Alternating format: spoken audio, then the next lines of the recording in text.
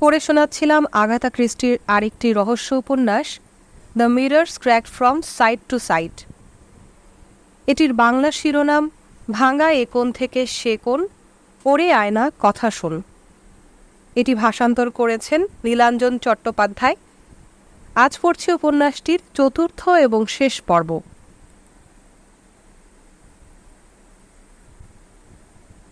পরের দিন ডারমোট ক্রিক এসে হাজির হলো মাসির কাছে। বসো, আরাম করে বসো, বৃদ্ধা বললেন। ইস, চোখের নিচে কালি পড়ে গেছে, খুব চিন্তা করছো বোধ হয়। 24 ঘন্টার মধ্যে দুটো খুন, বলল ডারমোট। এখনো কিছু খুঁজে বের করতে পারলে না? ডারমোট হাঁটতে শেখেনি মাসি, আপ্রাণ চেষ্টা করছি। বেশ ভালো করে বানানো এক কাপ চা দাও মাসি, আর মাখন দিয়ে মুচমুচে টোস্ট। শোনো স্কটল্যান্ড ইয়ার্ডের সাহেব, যখন মনে দুশ্চিন্তা, মাথা ভালো কাজ করছে না, তখন চা নিলে বুদ্ধি খুলবে না। মিস মার্পল মুচকি হাসলেন। তাহলে কি মেডিসিন নিতে হবে? হ্যাঁ, মেডিসিন, আর সেটা হলো সোডার সঙ্গে করা হুইস্কি। যদি হুইস্কির নিদান দাও তাতে আমার আপত্তি নেই মাসি। আর এখন তোমার ড্রিঙ্কস আমি তৈরি করব নিজের হাতে। মিস মার্পল উঠে দাঁড়ালেন। কি যে বলো না, কেন তোমার সাঙ্গপাঙ্গরা সব কোথায় গেল? কি নাম বেশ? মিস। এখন আর মিস নাইটকে এখানে ডেকো না, কাজের থেকে বকবক করবে বেশি। বকবক করে তোমার মাথা আরও ঘুলিয়ে দেবে। যা করার আমাকেই করতে দাও। তোমার মাসি ডারমোট বুড়ি হতে পারে, কিন্তু হুইস্কি সোডা বানাতে এখনও আমার জুড়ি নেই। একটু খোঁড়াতে খোঁড়াতে পাশের ঘরে চলে গেলেন মিস মার্পল। বাতের ব্যথা আজকাল একটু বেশি কষ্ট দিচ্ছে। খানিক বাদে হুইস্কির গ্লাস এলো। ডারমোট এক চুমুক দিয়ে বলল, নাইস, ধন্যবাদ মাসি। এখন বলো তো, তোমার তদন্তের কত দূর? আমি তো ভাবছি তোমার বাড়ির মিস নাইটকেই আসামি হিসেবে গ্রেফতার করব, হেসে বলল ডারমোট।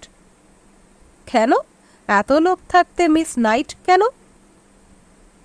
কারণ এই মহিলাই আমাদের, মানে পুলিশের সন্দেহের বাইরে। এইখানেই তো ভুল হচ্ছে তোমার ইন্সপেক্টর সাহেব। সব সময় আমি বলে থাকি যে অপরাধীকে খুঁজতেই এই আমরা বন বাদারে হাতড়ে মরি, নানা সব পরিকল্পনা করি সঠিক অপরাধীকে ধরতে। এসবই ভুল পদক্ষেপ। অপরাধী হয়তো আমাদের চোখের সামনেই ঘুরে বেড়াচ্ছে, হয়তো আমাদের খুবই পরিচিত, কিন্তু আমরা বুঝতে বা চিনতে পারছি না তাকে। আরও একটু খোলাসা করে বলো মাসি। হুইস্কির পেক শেষ ডারমোটের, বেশ সতেজ বোধ করছে সে। তোমার এইসব ইন্টেলেকচুয়াল ভাববাচ্চে কথা আমার ঠিক মাথায় ঢোকে না। বলছি শোনো, প্রথমে মিসেস ব্যাডকক মারা গেলেন, পরে বোঝা গেল তিনি খুন হয়েছেন। যদি প্রশ্ন মনে আসে যে কে তাকে খুন করতে পারে, তাহলে মহিলার স্বামীর কথাই ভাবা হবে প্রথমে।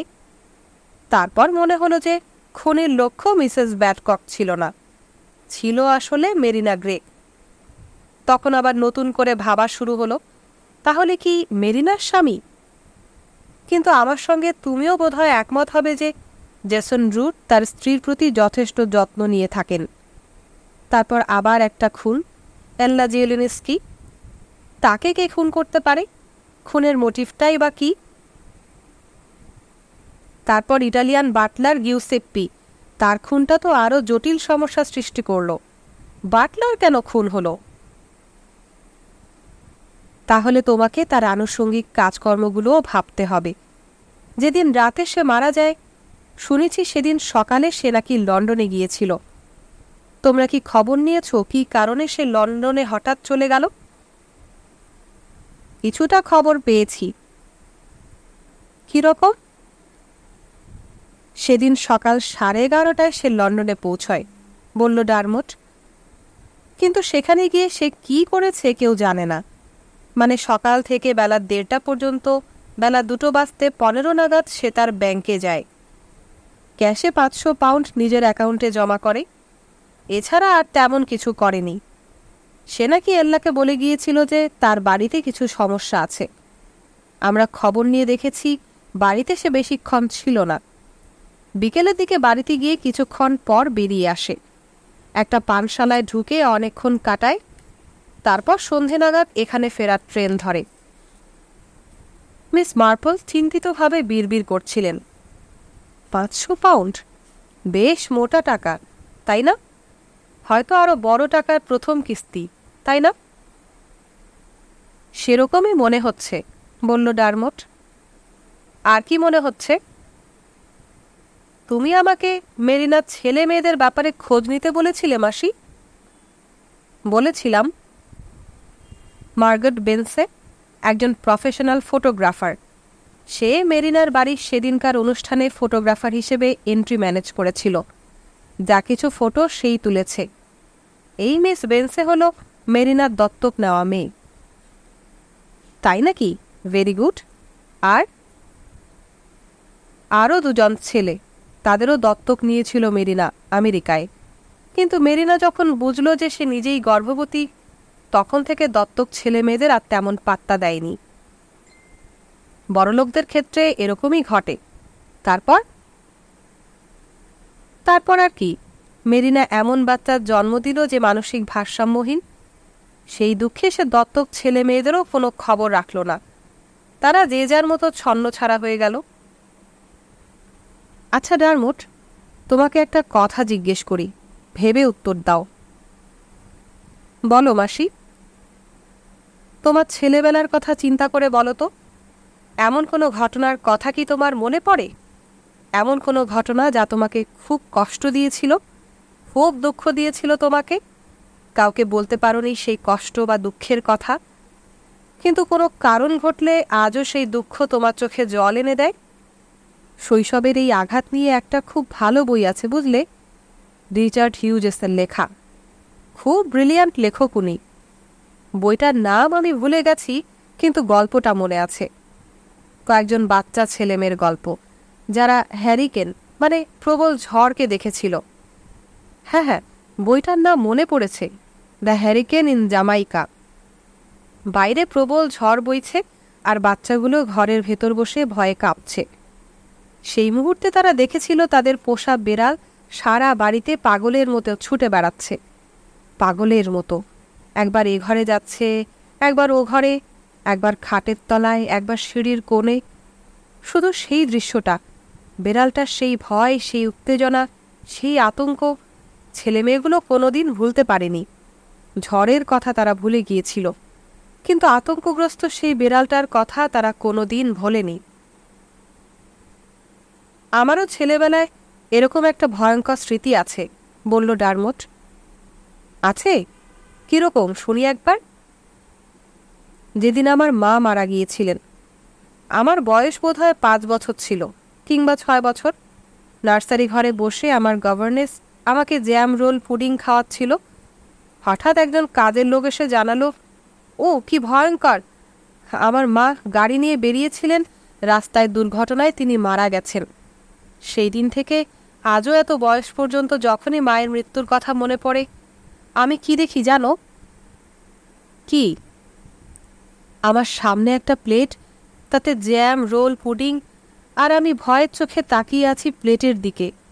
সত্যি, সেই ছেলেবেলায় মায়ের আকস্মিক মৃত্যুর খবর শুনে আমি কাঁদিনি বা চিৎকার করিনি, শুধু হাড় হিম করা দৃষ্টিতে তাকিয়েছিলাম সেই পুডিংয়ের প্লেটের দিকে। আজও জানো তো মাসি, যদি আমি কোনো দোকানের শোকেসে বা রেস্তোরাঁয় বা কারোর বাড়ির খাবার টেবিলে দেখি যে প্লেটে সাজানো আছে জ্যাম রোল পুডিং, তাহলে সেই মুহূর্তে আমি থর থর কাঁপি, অসহায় বোধ করি। মনে পড়ে যে মায়ের সঙ্গে শেষ দেখাও আমার হয়নি। এটা কি কোনো রকম পাগলামির লক্ষণ? না, বললেন মিস মার্পল, এরকমই মনে হওয়া স্বাভাবিক। ব্যাপারটা খুব ইন্টারেস্টিংও বটে। এটা বলে তুমি আমার খুব উপকার করলে। উপকার? হ্যাঁ, আমার চিন্তাকে ঠিক পথে চালিত করলে তুমি। ডারমট উঠতে যাচ্ছিল। একবার থানায় যেতে হবে, ইন্সপেক্টর কর্নিসের সঙ্গে একটু আলোচনা আছে। কোথায় যাচ্ছ ক্রিক? এবার উঠি মাসি, একটু কাজ আছে। সে তো তুমি রাজকার্যে সবসময়ই ব্যস্ত, কিন্তু আমার এখনো কিছু কাজ আছে তোমার সঙ্গে। বলো মাসি। অনুষ্ঠানের দিন ঠিক কি কি হয়েছিল পরপর আমাকে একটু বলতে হবে। আচ্ছা, আমি যা শুনেছি মনে করার চেষ্টা করছি। প্রথমে পৌঁছলেন মিসেস ব্যান্ট্রাই, তার কিছু পরের ভাইকার। তারপর এসেছিলেন মিস্টার ও মিসেস ব্যাডকক। সেই সময় সিঁড়ির মাঝামাঝি উঠে গেছেন মেয়র এবং তার স্ত্রী, টিভি চ্যানেলের কর্তা ব্যক্তি সেই লোকটা আর্চউইক ফেন, হেরাল্ড পত্রিকার সাংবাদিক, আর সেই ফটোগ্রাফার মেয়েটা মার্গট বেন্সে। তুমি বলেছ যে বেন্সে তার স্ট্যান্ডিং ক্যামেরা রেডি করে রেখেছিল সিঁড়ির একটা কোণে। ও যে ফটোগুলো নিয়েছিল সেসব তুমি দেখেছ? একটা ফটো আমার পকেটেই আছে, এনেছিলাম দেখাবো বলে। একটা বুক সাইজ ফটো ডারমোট পকেট থেকে বের করে মিস মার্পলকে দিল। খুব মনোযোগ দিয়ে সেটা দেখতে লাগলেন মিস মার্পল। ফটোতে দেখা যাচ্ছে মেরিনা গ্রেগ দাঁড়িয়ে আছেন জেসন রুডের পাশে, একটু পেছনে আর্থার ব্যাডকক, একটা হাত মুখের পাশে, যেন একটু সংকুচিত হয়ে দাঁড়িয়ে আছেন। আর তার সামনে তার স্ত্রী হিদার ব্যাডকক মেরিনা গ্রেগের একটা হাত নিজের হাতের মুঠোয় ধরেছেন এবং উজ্জ্বল হেসে কথা বলছেন। মেরিনা মিসেস ব্যাডককের দিকে তাকিয়ে নেই। তিনি তাকিয়ে আছেন মিসেস ব্যাডককের মাথার উপর দিয়ে, মনে হচ্ছে যেন সরাসরি ক্যামেরার দিকে, কিংবা বলা যায় ক্যামেরার সামনে বাঁ দিকে। খুব ইন্টারেস্টিং, বললেন মিস মার্পল। আমাকে কেউ কেউ বলেছে যারা সেদিন স্পটে ছিল মেরিনার মুখের চেহারা অল্প সময়ের জন্য কেমন হয়েছিল, ফ্রোজেন, মানে দারুণ থমথমে, যেমন হঠাৎ তিনি দারুণ কোনো মানসিক আঘাত পেয়েছেন। তুমি কি জানো ডারমোট, যে সেই মুহূর্তে মিস ব্যাডকক ঠিক কী বলছিলেন মেরিনা গ্রেগকে? আমি তো স্পটে ছিলাম না মাসি। ঠিক, মিস মার্পল তাকিয়ে আছেন। কিন্তু আমি নিজে মিসেস ব্যান্ট্রাই, জেসন রুড এবং আর্থার ব্যাডকককে এ বিষয়ে জিজ্ঞেস করেছি। তারা তিনজনই যে এক কথা বলেছেন তা নয়, একটু এদিক ওদিক আছে তাদের বক্তব্যে। বুঝেছি, সেই এদিক ওদিকটাই আমি শুনতে চাই। তিনজনের মধ্যে মিসেস ব্যান্ট্রাই বোধহয় সব থেকে ঠিক কথাগুলো বলেছেন। দাঁড়াও, আমি তাদের কথাবার্তা কিছু কিছু লিখে নিয়েছিলাম। ডারমোট পকেট থেকে একটা নোটবুক বের করল। যে যা বলেছিলেন তাড়াতাড়ি নিজের মতো করে লিখে নিয়েছিলাম। সংক্ষেপ করে বলতে পারি। সংক্ষেপেই বলো। মেরিনার সঙ্গে দেখা হওয়াতে দৃশ্যতই মিসেস ব্যাডকক একেবারে পুলকিত হয়ে পড়েছিলেন। রসিয়ে রসিয়ে বলছিলেন এই ধরনের কথা। ভাবতে পারবেন না আপনার সঙ্গে দেখা হতে আমি কি খুশি। আপনার হয়তো মনে নেই, কিন্তু প্রায় 11 বছর আগে বারমুডাতে আপনি একটা অনুষ্ঠানে এসেছিলেন। তখন আরও সুন্দরী ছিলেন আপনি, আর পরপর ছবিতে নায়িকা হচ্ছিলেন তখন। সব ছবিই হিট। আমার আবার তখন মিসলস হয়েছিল। সেই অবস্থায় বিছানা থেকে উঠে জ্বর গায়ে আমি দেখতে এসেছিলাম আপনাকে। আপনি আমাকে একটা অটোগ্রাফ দিয়েছিলেন, সেটা এখনও আমি যত্ন করে রেখে দিয়েছি। বেশ, মিস মার্পল বললেন। মিসেস ব্যাডকক জায়গাটার নাম বলেছিলেন, কিন্তু তারিখটা বলেননি, তাই তো? হ্যাঁ। আর জেসন রুড কি বলেছিলেন? জেসন রুড, তিনি বলেছিলেন যে মিসেস ব্যাডকক তার স্ত্রীকে জানিয়েছিলেন যে তিনি তখন ফ্লুতে ভুগছিলেন। তা সত্ত্বেও তিনি তার প্রিয় চিত্রতারকা মেরিনাকে দেখতে এসেছিলেন আর তার কাছ থেকে অটোগ্রাফ নিয়েছিলেন। জেসন রুড কি বারমুডাতে সেই অনুষ্ঠানের তারিখ এবং জায়গা উল্লেখ করেছিলেন? না, তিনি বোধহয় আন্দাজে বলেছিলেন যে ঘটনাটা 10-12 বছর আগের। বেশ, আর মিস্টার ব্যাডকক কি বলেছিলেন? মিস্টার ব্যাডকক বলেছিলেন যে হিদার অত্যন্ত উত্তেজিত হয়ে পড়েছিলেন, খুব চাইছিলেন মেরিনা গ্রেগের সঙ্গে দেখা করতে, আর তাকে, অর্থাৎ স্বামীকে, তিনি জানিয়েছিলেন যে অনেক বছর আগে, যখন তার বয়স কম, বিয়েও হয়নি, তিনি খুব অসুস্থ ছিলেন, তবুও চলে গিয়েছিলেন মেরিনার সঙ্গে দেখা করতে আর তার অটোগ্রাফ নিতে। শুধু এটুকুই, এর বেশি কিছু আর্থার ব্যাডকক বলেননি। বুঝেছি বুঝেছি, মিস মার্পল বললেন। কি বুঝেছ? না, বুঝিনি কিছুই, ভাবছি। কি ভাবছ? ভাবছি মিসেস ব্যাডকক হঠাৎ গল্প করতে করতে তার পোশাকে দাগ লাগিয়ে ফেললেন কেন? কে, মিসেস ব্যাডকক? পোশাকে দাগ? হ্যাঁ, কেন এরকম বোকামি করলেন, কেন? মিস নাইট দরজা ঠেলে ঘরে ঢুকলেন। সুইচ টিপে আলো জ্বাললেন। অন্ধকারে বসে আছেন দুজনে, আলোটা জ্বেলে দিলাম, বললেন মিস নাইট। ঠিক, মিস মার্পল বললেন। ঠিক সময় ঠিক কাজটি করেছো তুমি মিস নাইট। এটাই আমাদের দরকার, একটু আলো। আলো, সেই আলো পেয়ে গেছি আমি। কি যে বলো মাসি, বুঝি না, ডারমোট বলল। তারপর বলল, এবার যাই আমি।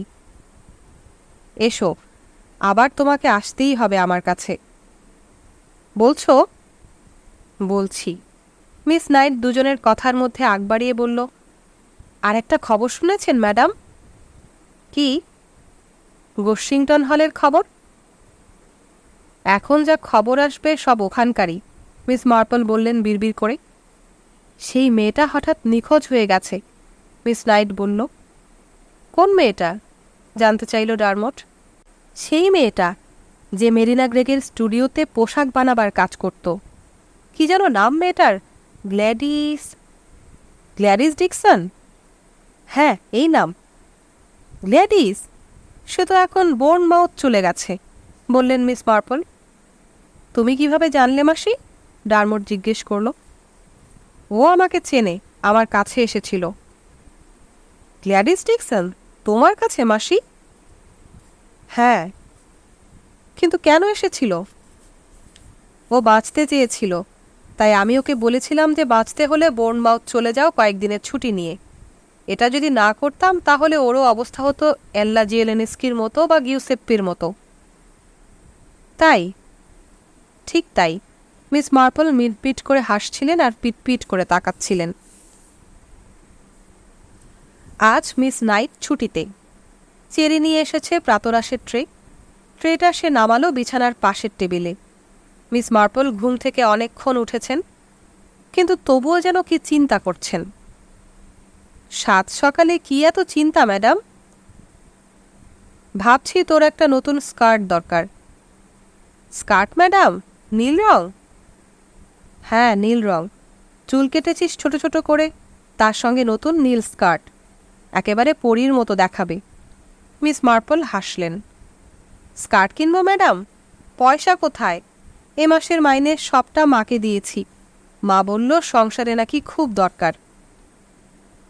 তো স্কার্ট কেনার পয়সা না থাকলে আমি দেব, তোর এত চিন্তা কেন? তুমি পয়সা দেবে? অনেক পাউন্ড ম্যাডাম। কত শুনি? 10-11 পাউন্ড তো বটেই। ঠিক আছে, তোকে 12 পাউন্ড দেব।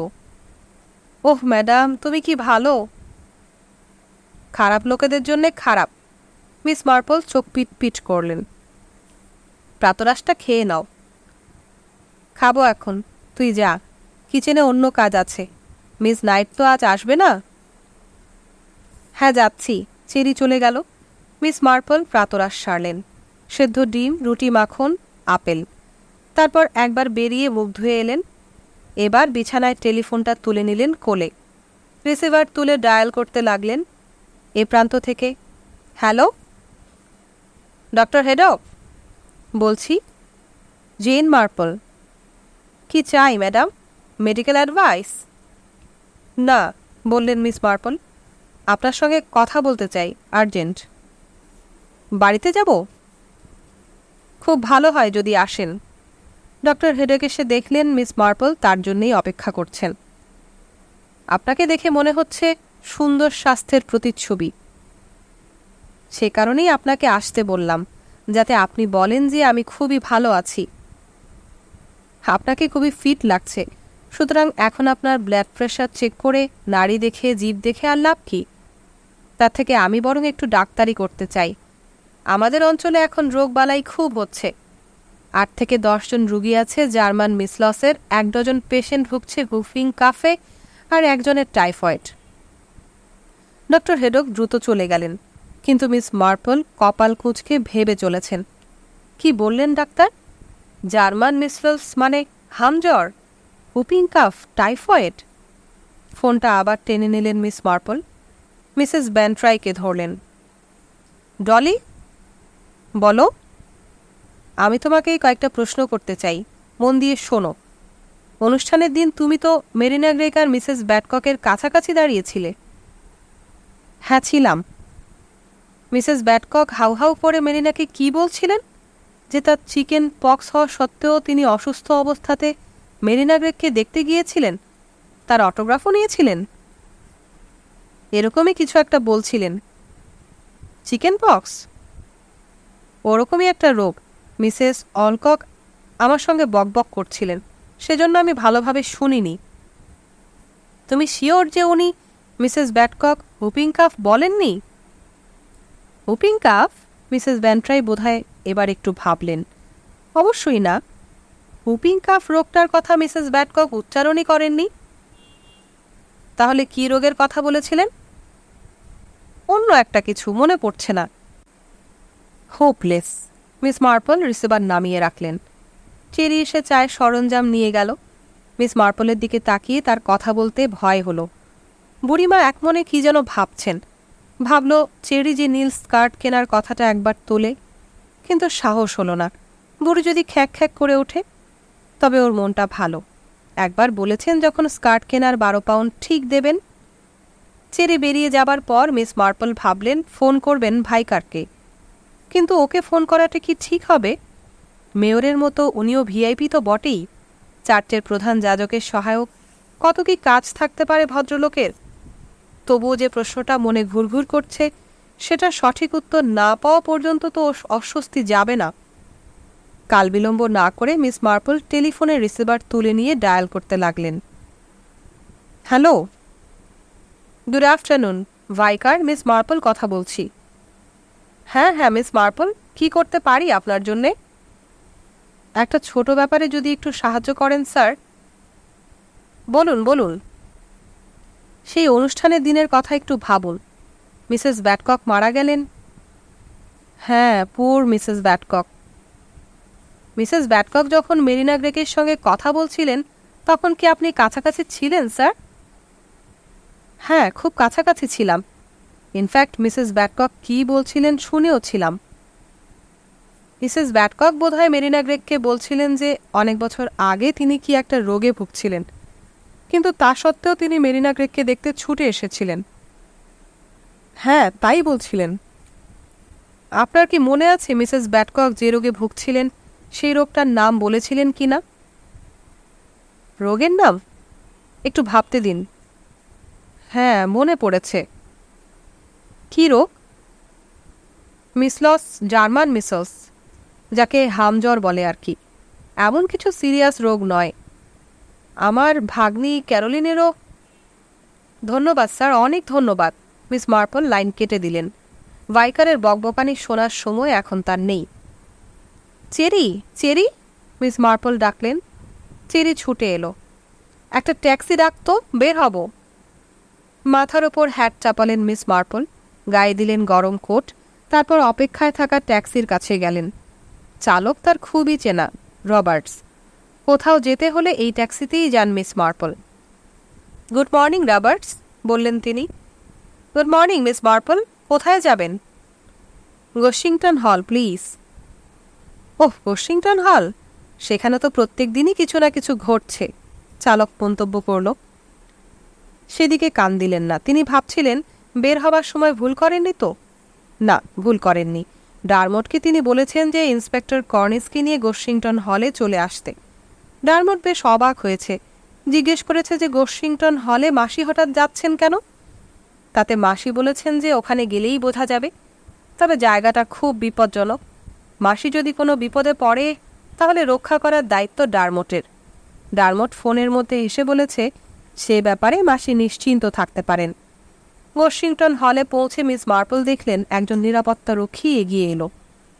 গুড আফটারনুন ম্যাডাম, কোথায় যাবেন? মিস্টার জ্যাসন রুডের সঙ্গে দেখা করতে চাই। মিস্টার রুড তো অ্যাপয়েন্টমেন্ট ছাড়া কারোর সঙ্গে দেখা করেন না ম্যাডাম, বিশেষত আজকে।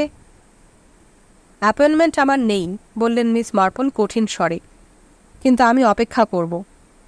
নিরাপত্তা রক্ষীকে কাটিয়ে তিনি প্রাসাদ বাড়ির মধ্যে ঢুকে গেলেন। সিঁড়ি দিয়ে তরতর উঠলেন, সামনের ঘরে একটা চেয়ারে বসলেন। মনে হচ্ছে 2-3 ঘন্টার মধ্যে সাহেবের সঙ্গে দেখা হবে না ম্যাডাম, নিরাপত্তা রক্ষী বলল। সেক্ষেত্রে, বললেন মিস মার্পল, আমি সন্ধে পর্যন্ত অপেক্ষা করব। নাছর এই বয়স্কা মহিলার সঙ্গে আর কি কথা বলবে ভেবে না পেয়ে লোকটা কেটে পড়ল।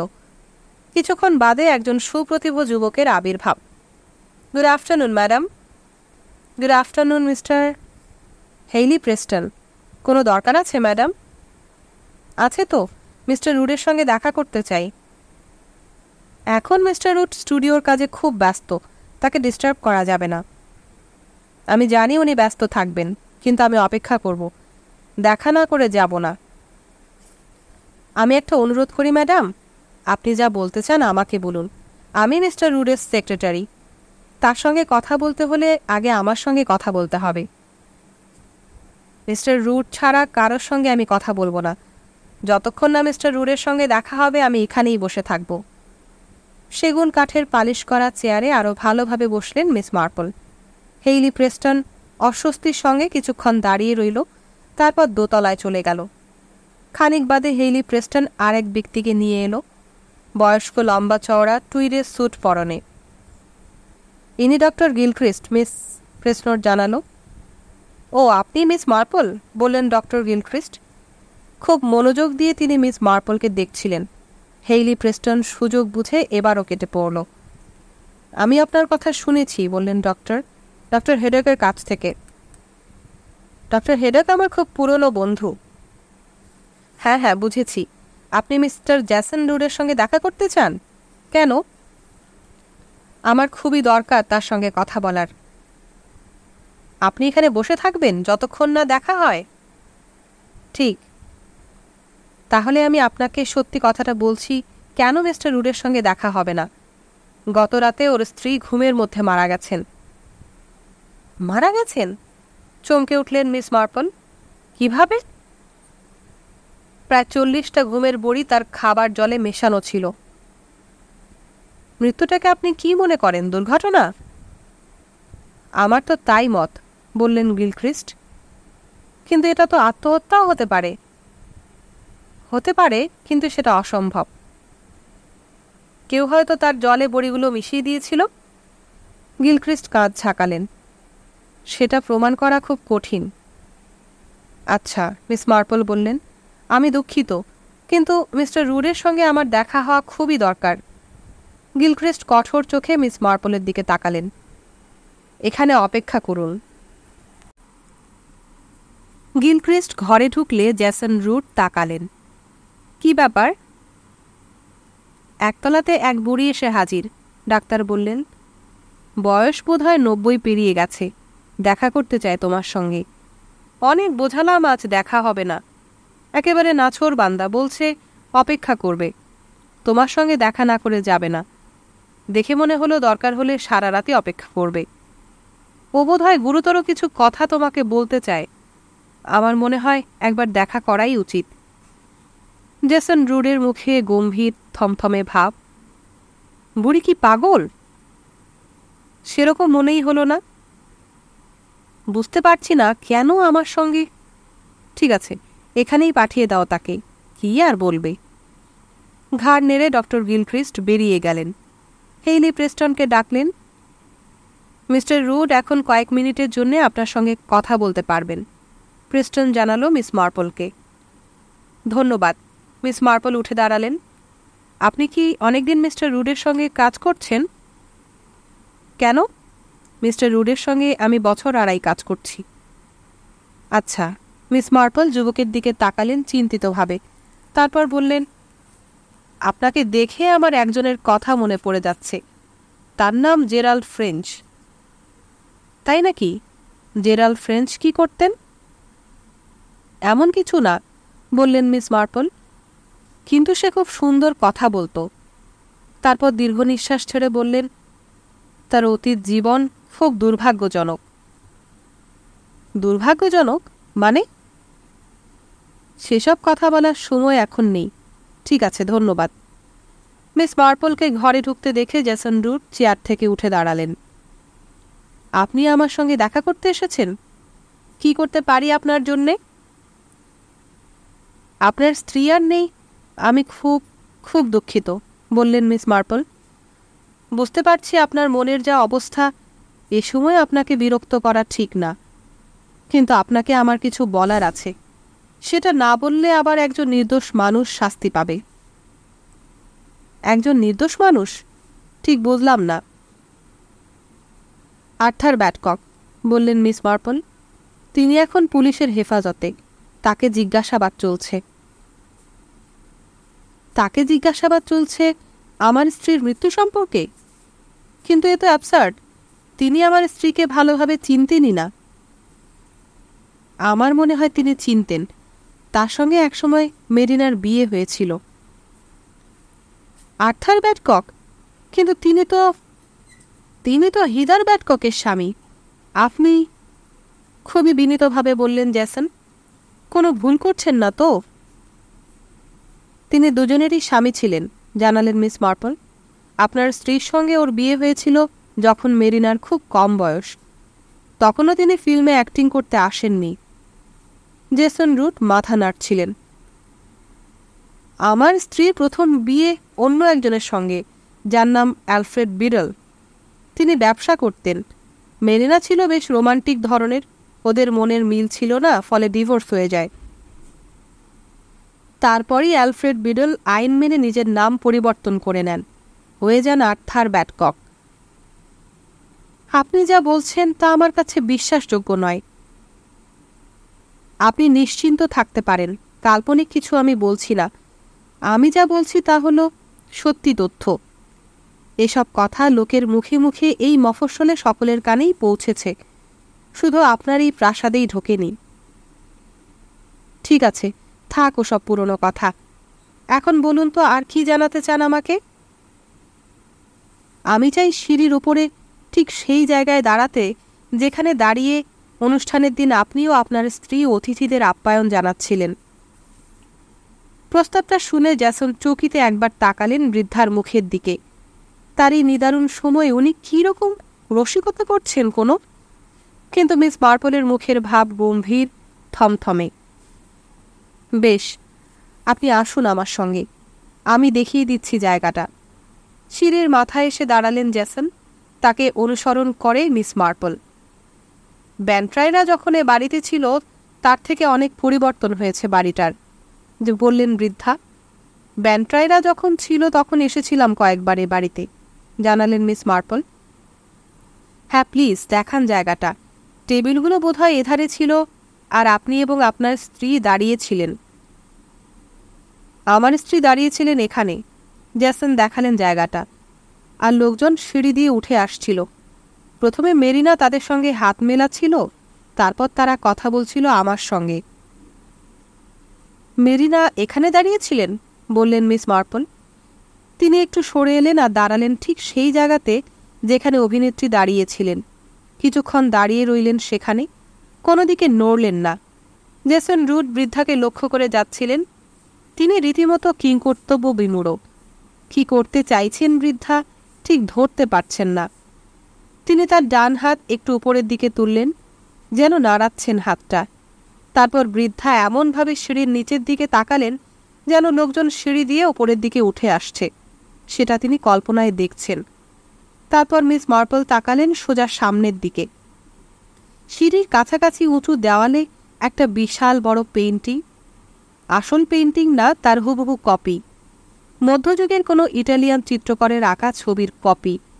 দেয়ালের একধারে দুটো জানালা, তাদের মধ্য দিয়ে দৃশ্যমান বাগান, আর একধারে স্টুডিওর সামনের দিক। কিন্তু মিস মার্পল এসব কিছুই দেখছেন না। একদৃষ্টে তিনি তাকিয়ে আছেন ছবিটার দিকে। মিসেস ব্যান্ট্রাই সেদিন আপনাদের অনুষ্ঠানে উপস্থিত ছিলেন। তিনি কি বলেছিলেন জানেন আমাকে? কি বলেছিলেন? যে আপনার স্ত্রী সামনের দেওয়ালের ছবিটার দিকে এক দৃষ্টিতে তাকিয়েছিলেন, আর তার মুখে সব রক্ত যেন জমে গিয়েছিল। ছাইয়ের মতো ফ্যাকাশে হয়ে গেছিল তার মুখ, একেবারে নিস্পন্দ, থমথমে। তিনি তাকিয়ে দেখছিলেন ইতালিয়ান শিল্পীর আঁকা বিখ্যাত ছবির প্রিন্টার দিকে। দেখছিলেন ম্যাডোনার টকটকে লাল আর নীল রঙের গাউনের দিকে। সামান্য পেছনে ঘাড় এলিয়ে আছেন ম্যাডোনা, সেই পবিত্র শিশু যিশু, যাকে তিনি কোলে চেপে ধরে আছেন, তার মুখের দিকে তাকিয়ে হাসছেন। বিখ্যাত ছবি, ধর্মীয় ছবি, মা মেরি ও যিশু, তাই নয় কি মিস্টার রুট? তাই তো, নিশ্চয়ই তাই তো। এখন বুঝেছি আমি, বললেন মিস মার্পল। এখন ঠিকঠাক বুঝেছি আমি। সমস্ত ব্যাপারটাই খুব সহজ, তাই না? জেসনের দিকে তাকালেন তিনি। সোজা? খুব সোজা। আপনার মনে হচ্ছে না ব্যাপারটা সোজা? বাড়ির গেট দিয়ে একটা গাড়ি ঢুকছে। নিরাপত্তারক্ষী বাধা দিতে গিয়েও পিছিয়ে এলো, কারণ গাড়ির সামনে বড় বড় লেখা পুলিশ। গাড়ি থেকে নামল দুজন, ডারমট ক্রিক এবং লোকাল থানার ইন্সপেক্টর কর্নিশ। ইন্সপেক্টর ডারমট, এ সময়ে হঠাৎ? জেসন বিড়বিড় করলেন। উনিও বোধহয় আপনার কাছেই এসেছেন, মিস মার্পল বললেন। আমার কাছে? ইভিনিংয়ে? কি দরকার? সেটা উনি আপনার সঙ্গে কথা বললেই বুঝতে পারবেন, কিন্তু আমাদের হাতে সময় খুবই কম মিস্টার রুড। আমাদের এবার বুঝে নিতে হবে কিভাবে সেদিন সবকিছু ঘটেছিল। আপনি বোধহয় বলছিলেন ব্যাপারটা খুব সোজা। কোন ব্যাপারটা? এত সোজা যে কেউ ধরতেই পারেনি। শুটকো বাটলারটা সিঁড়ির মুখে এসে জানালো, ইন্সপেক্টর ডারমট ক্রিক স্যার। ওকে এখানে আসতে বলুন, বললেন জেসন রুড। বাটলার চলে গেল। ডারমট এসে দাঁড়ালো। মাসি, তুমি কিভাবে এলে? কেন, ট্যাক্সিতে? কিছু বলবেন অফিসার? জেসনের কপালে ভাঁজ। উনি পরে বলবেন, আগে আমার কথাটা বলে নেই। আপনিও শুনুন, ডারমটও শুনুক। ইন্সপেক্টর কর্নিশ ওপরে আসেনি। সে গাড়ির পাশেই দাঁড়িয়ে আছে, আলোকিত চারদিক ঘুরে ঘুরে দেখছে। কথাগুলো আমার বলা উচিত অবশ্য কোনো ঘরে বসে, কিন্তু আমি চাইছি এখানে দাঁড়িয়েই বলতে। ঠিক সেই স্পটে আমরা এখন দাঁড়িয়ে আছি যেখানে সেই ব্যাপারটা ঘটেছিল। আমি বললেই আপনারা বুঝতে পারবেন। আপনি সেই দিনটির কথা নিশ্চয়ই বলছেন, যেদিন আমাদের অনুষ্ঠান ছিল এবং হিদার ব্যাডককের পেটে পানীয়ের সঙ্গে বিষ যাওয়ার ফলে তার মৃত্যু হয়? হ্যাঁ, বললেন মিস মার্পল। এবার আমি বিস্তারিতভাবে বলার চেষ্টা করছি। মেরিনার সঙ্গে মিসেস ব্যাডকক যখন খুব আবেগের সঙ্গে বকে যাচ্ছিলেন, তখন আমার বন্ধু মিসেস ব্যানফ্রাই সেদিনের অনুষ্ঠানে আমন্ত্রিত ছিলেন। আর সেই দৃশ্যটার কথা আমার কাছে বলতে গিয়ে মিসেস ব্যানফ্রাই কবি লর্ড টেনিসনের একটা কবিতার কয়েক লাইন আওড়েছিলেন। লাইনগুলো আমারও মুখস্থ। The mirror crack from side to side, the curse is come upon me, cried the lady of Shalott. আয়না ভাঙা এ কোণ থেকে সে কোণ, অভিসম্পাত আইল আমার ওপর, ক্রন্দিলা লেডি শ্যালট। মিসেস ব্যানট্রাই এই 3 লাইন আওড়েছিলেন, যদিও তিনি একটা শব্দ ভুল বলেছিলেন। তিনি বলেছিলেন ডুম, the ডুম is come upon me. আমি বলবো শব্দটা ভুল বলে তিনি অজান্তেই ঠিক করেছিলেন। ডুম মানে সর্বনাশ। অভিসম্পাদের থেকে সর্বনাশ শব্দটাই এখানে যথাযথ। হিদার ব্যাডকক যখন পুরনো স্মৃতির কথা বলে যাচ্ছিলেন, তখন তাই শুনে মেরিনা গ্রেগের মুখের অবস্থাকে কবিতার ভাষায় বলা যায়, তোমার চোখে দেখেছিলাম আমার সর্বনাশ। আর একটু স্পষ্ট করে বলবে মাসি? বলল ডারমট। অবশ্যই বলবো। তোমরা কেউ জানো না সে কথা। কি কথা? হিদার ব্যাডকক ঠিক কি বলেছিল? অনেকেই তো তাদের জবানবন্দিতে বলেছে সে কথা, ডারমট বলল। সেটা ঠিক, কিন্তু ঠিক কি কথাগুলো বলেছিল ব্যাডকক সেটা কেউ শোনেনি, কেউ তোমাকে বলেও নি। না, মিসেস ব্যাডকক ঠিক কি বলেছিলেন সেটা আমি কিভাবে জানব, কারণ আমি তো তাকে মৃত দেখেছি। এটাও ঠিক। মিস মার্পল ডারমটের কথায় সায় দিলেন। তারপর বললেন, তোমরা সকলে যা জানো তা হলো ব্যাডকক বছর 11 আগে একটা অনুষ্ঠানে গায়ে জ্বর নিয়ে এসেছিল, মেরিনা গ্রেগের সঙ্গে দেখা করেছিল, কথা বলেছিল তার প্রিয় চিত্র তারকার সঙ্গে, তার থেকে একটা অটোগ্রাফ চেয়েছিল এবং মেরিনা গ্রেগ সেই অটোগ্রাফ দিয়েও ছিলেন। হ্যাঁ, এটাই তো আমি বারবার অন্যদের বলতে শুনেছি। কিন্তু দুটো অতি প্রয়োজনীয় শব্দ যা ব্যাডকক বলেছিল তোমরা শোনোনি, কারণ কেউ ভাবেনি ওই দুটো শব্দই হলো আসল। থামলেন মিস মার্পল। তারপর চুপচাপ দাঁড়িয়ে থাকা জেসন রুডের দিকে তাকিয়ে বললেন, 11 বছর আগে যখন অসুস্থ অবস্থায় ব্যাডকক মেরিনা গ্রেগের সঙ্গে দেখা করতে এসেছিল, তখন কি অসুখে ভুগছিল সে জানেন আপনি? সে ভুগছিল জার্মান মিসলসে, খুব ছোঁয়াচে হাম জ্বরে। হাম জ্বর? বুঝলাম, কিন্তু তাতে হলোটা কি?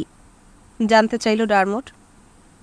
কি হয়েছিল শোনো তাহলে, জার্মান মিসলস বা হামজ্বর হলো অত্যন্ত ছোঁয়াচে রোগ। এই রোগে ভুগছে এমন রোগীর সংস্পর্শে কেউ এলেই তাকে এই রোগ ধরে নিতে পারে। আরও শোনো ডারমট সাহেব, যদি কোনো মহিলা যিনি 4 মাসের গর্ভবতী এই হামজ্বরে সংক্রমিত হন, তাহলে তার ফল হয় মারাত্মক। তাহলে তিনি এমন বাচ্চা প্রসব করতে পারেন যে হয় অন্ধ হয়ে জন্মাবে, আর না হয় মানসিক ভারসাম্যহীন হবে। জেসন রুডের দিকে তিনি তাকালেন। আমি বোধহয় ঠিক বলছি মিস্টার রুড যে আপনার স্ত্রী দুর্ভাগ্যবশত এমন বাচ্চা প্রসব করেছিলেন যে জন্ম থেকেই ছিল মানসিক ভারসাম্যহীন। আর সেই মানসিক আঘাত বেচারি মেরিনা গ্রেগকে দগ্ধে দগ্ধে মেরেছে। অনেক দিন ধরে অনেক চেষ্টা করেও তিনি গর্ভধারণ করতে পারেননি।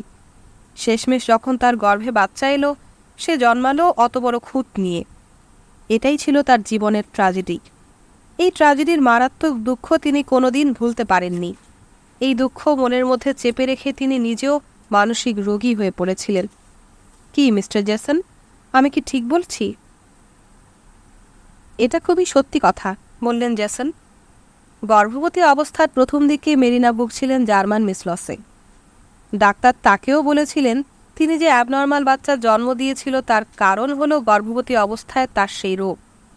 এই কথা জেনে মেরিনা গ্রেগ ভেবেছিলেন যে কিভাবে তার এই ছোঁয়াচে রোগ হলো, কিন্তু কোনো দিন বুঝতে পারেননি তার কারণ।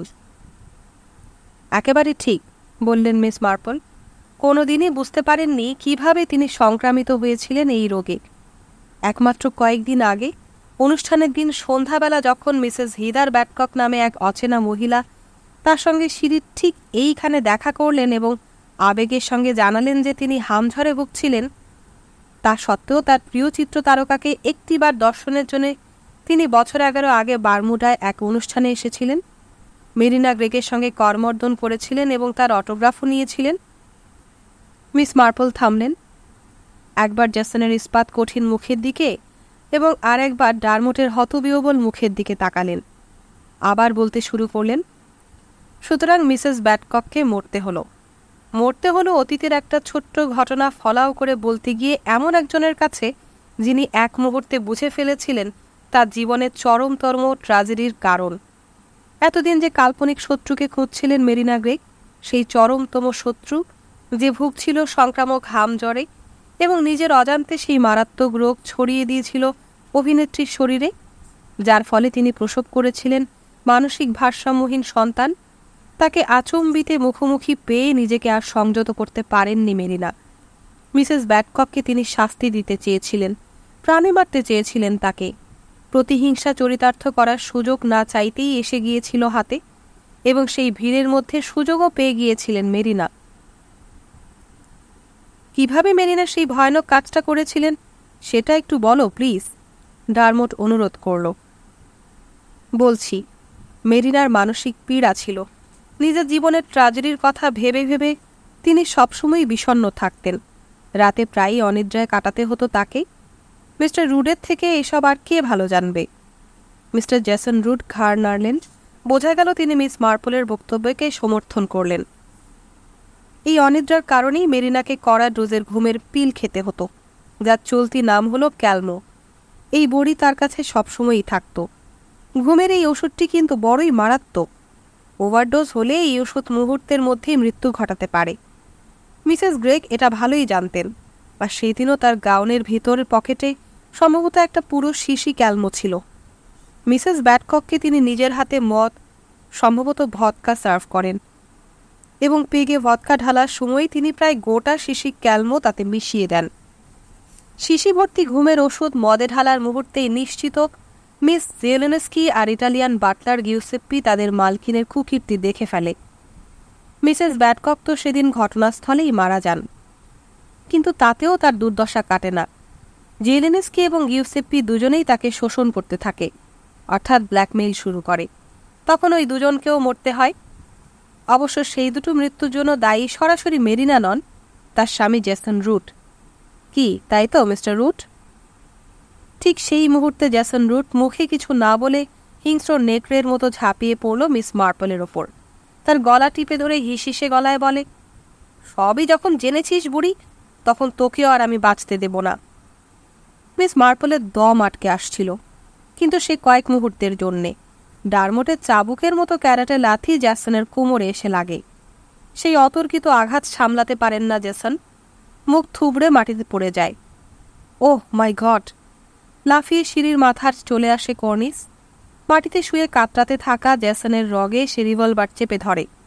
এরপর ডারমোটের এগিয়ে এসে জ্যাসন রুডের হাতে হাতকড়া পরিয়ে দিতে মাত্র কয়েক সেকেন্ড লাগে। নিজেকে ধাতস্থ করতে মিস মার্পলকে 2 গ্লাস জল খেতে হলো। ইতিমধ্যে ইন্সপেক্টর কর্নিস ফোন করে থানা থেকে এক গাড়ি সিপাই আনিয়ে নিয়েছে। জ্যাসন রুডকে কর্নিসের ইঙ্গিতে সিপাইরাই পুলিশের গাড়িতে তুলল। মিস মার্পল ক্লান্ত স্বরে বললেন, ডারমোট চলো, মেরিনা গ্রেগকে শেষ দেখা দেখে আসি। দোতলায় এসে মিস মার্পল দেখলেন মেরিনা গ্রেগ তার সাদা বিছানায় চিরনিদ্রায় শুয়ে আছেন। ডারমোটের দিকে তাকিয়ে মিস মার্পল বললেন, খুব ভালো করেছেন মেরিনা। ক্যালমোর ওভারডোজ নিয়ে মৃত্যুকে ডেকে এনে ভালোই করেছেন। অবশ্য এমনও হতে পারে তার অনুরোধে স্বামী জ্যাসন রুডি হয়তো স্ত্রীকে ক্যালমোর ওভারডোজ দিয়েছিলেন। এখন মেরিনার মুখ দেখে মনে হচ্ছে খুব শান্তিতে ঘুমোচ্ছেন তিনি। এই শান্তিই তার দরকার ছিল। চলো ডারমোট, আমাদের কাজ শেষ। চলো মাসি। মিস মার্পলের একটা হাত ধরল ডারমোট। দুজনে সিঁড়ি দিয়ে নামতে লাগলো।